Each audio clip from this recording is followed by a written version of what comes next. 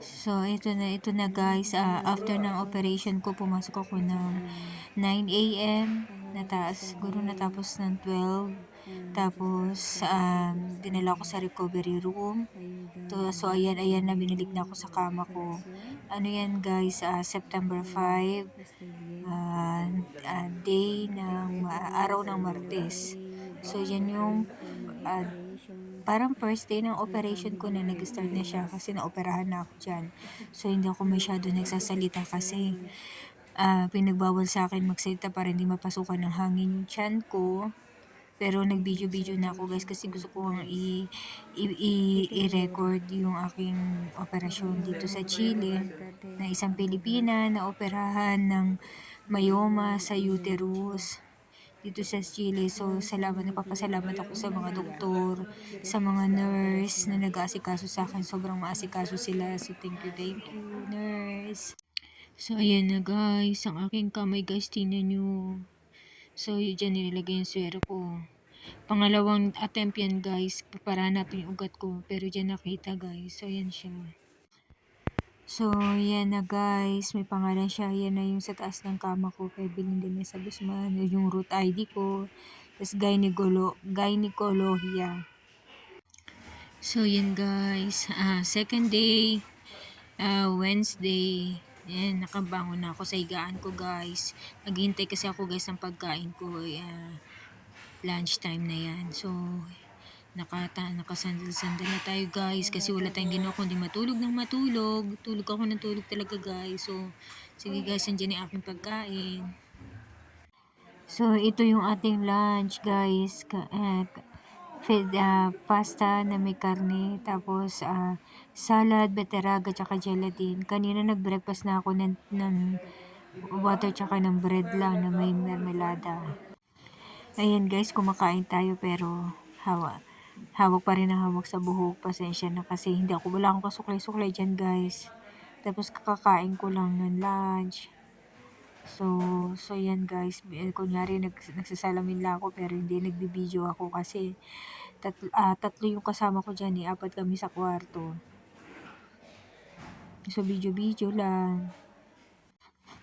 So yan, i-video na naman. Thursday yan ito guys. Ito yung araw na lalabas na ako.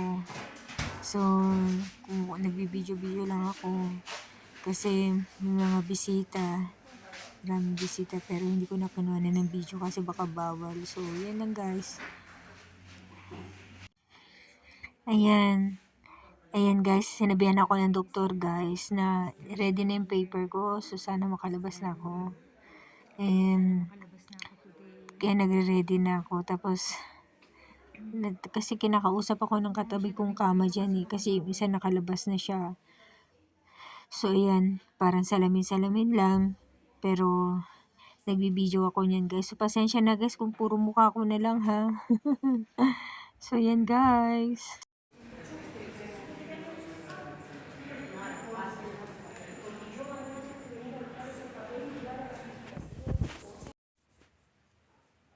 Hello guys, nandito na tayo sa bahay. Thank you guys sa mga prayers niyo sa akin. Nag-support sa akin, family ko, yung friends ko dito sa Chile. So, salamat talaga. Nakauwi na rin ako. Siguro, pumasok ako ng Monday night, September 4 ng gabi. Tapos, niready nila ako para sa Tuesday dapat ang operation ko is 8 a.m. kaso nagkaroon ng aberya, nagkaroon ng emergency, so sinalang ako alas 9 na. So hindi ko talaga matandaan yung oras ng anong oras ako natapos ng operahan, pero alam ko parang 12. Tapos dinala ako sa recovery room. So nakabalik ako sa kwarto ko siguro mga closer to 3 or 2 o'clock ganun. Tapos may mga video ako guys na puro mukha ko lang guys, pero kinuhanan ko everyday kasi tulog ako ng tulog guys. Talagang bumawi ako sa tulog. Wala akong ginawa kundi matulog na matulog. Gigising lang ako pagka i-injectan ako ng gamot. Tapos yung kakain ako, tapos balik na naman ako sa tulog. Kaya siguro mabilis lumakas kaagad ako kasi tulog talaga ako ng tulog. So yung mga nakuha ko lang na video, yun lang talaga guys yung mailalagay ko dito sa vlog ko na to. At gusto ko magpasalamat sa lahat ng mga kaibigan ko, lalo na sa pamilya ko, mga anak ko na nangamusta sa akin, kamusta na daw ako. Kaso hindi ako masyadong nagsasalita guys nung nasa hospital ako kasi bawal. Talagang asin, konting kausap, tulog. Konting kausap, tulog. So, pasensya na pala guys kasi perdóname, ahora yo no hacer video en español porque es difícil. Yo hacer en mi lenguaje nomás. So, guys, nagsalita ang video ko ngayon is Tagalog talaga. Siguro someday magkaroon ng translator. Nandito pa tong video na to. Maintindihan nila kung ano yung sinasabi ko. So thank you so much guys. Sana pagpasensyahan nyo na yung video ko na nailagay ko ngayon. Tapos, ayun, papatuloy, inom ako ng mga gamot ko. Tapos, meron akong, after 1 month, babalik ako sa OB-GYN ko para sa result ng biopsy ng ovary ng uterus ko.